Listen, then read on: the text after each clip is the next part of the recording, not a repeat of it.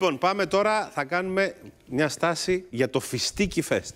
Δηλαδή, αυτά είναι φεστιβάλ. Φεστιβάλ Φιστίκι, που είμαστε και λάτρες εμείς του φιστικιού. Βεβαίως. Ειδικά ο Γιάννης δηλαδή το φιστίκι. Και Γίνης και Αράπικο. Από όλα. Ναι, ειδικά το Αράπικο, ναι. Γεια σας κυρία Γιαννούλη. Καλημερίζουμε την κυρία Μαριλένα Γιαννούλη, είναι ο πρόεδρος της Επιτροπής Φιστίκι Fest.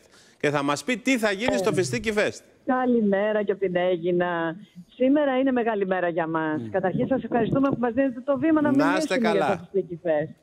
Είναι πολύ μεγάλη μέρα για μας, γιατί σήμερα ξεκινάει η αγροτική εμπορική έκθεση, που είναι το αποκορύφωμα του Φιστίκι Fest. Μέχρι να φτάσουμε εδώ, έχουμε διανύσει όλη την περιφέρεια της Αίγινας με συναυλίες, με εκθέσεις. Έχουν δημιουργηθεί διάφορα πράγματα πολύ ευχάριστα. Αλλά από σήμερα και μέχρι την Κυριακή, ναι, η καρδιά της Αίγινας χτυπάει στο λιμάνι, όπου είναι η εμπορική μας έκθεση. Και όχι μόνο φυσικά. Στην έκθεση αυτή θα βρείτε άπειρα φιστίκια, παράγωγα φιστικιού, ό,τι περνάει από το νου σας. Ό,τι περνάει από το νου σας το έχουμε να σας το προσφέρουμε. Και είναι φιστίκι, όπως λέμε φέτος, από τον τόπο του, από την Αίγινα. Πώς ήταν η παραγωγή φέτος, ήταν καλή η παραγωγή? Ήταν καλή η παραγωγή φέτος. Γι' αυτό ελάτε να το απολαύσετε στην Αίγινα όσο μπορείτε. Σωστό. Γιατί η φιστικιά χρειάζεται κάποιες μέρες ψύχους, κάποιες ώρες ψύχους.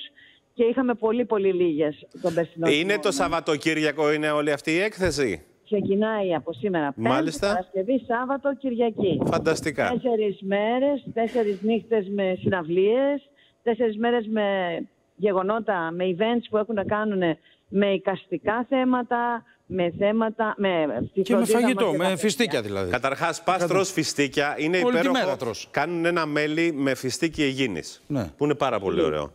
Και τρως αυτά. Παίρνουν παραγγελίες. Έτσι. Στείλτε ό,τι θέλετε εσείς, θα τα καταναλώσουμε. Συν το γεγονός ότι πας και στα οζάδικα της Αίγινας και γίνεσαι καινούριος. Λοιπόν, καλή επιτυχία, να είστε καλά. Σπεύσατε.